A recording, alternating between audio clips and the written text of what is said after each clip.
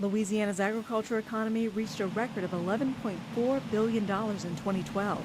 LSU AgCenter economist John Westra said this was almost a 7% increase over last year's total of $10.7 billion. And not only was the total value the highest on record, but several commodities and several sectors of the ag economy set records last year as well. Westra, who compiles data for the LSU AgCenter's Ag Summary, said corn, grain, sorghum, and soybeans saw record yields and extremely high prices, which helped push agriculture's total value to a new high.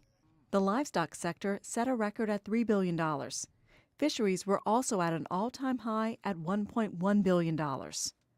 Westra said this was significant because fisheries numbers lag a year behind and are from 2011, the first year after the Deepwater Horizon oil spill. Prices for most marine fisheries and freshwater fishery species were high. They weren't record highs, but they were high enough that the substantially higher catch resulted in a record high. Cotton and sweet potatoes saw decreases in value because of significant drops in acreage for both crops. Forestry, the biggest contributor to Louisiana's agriculture economy, was also down slightly. But while many farmers benefited from record prices coupled with high production, this doesn't mean they received record profits.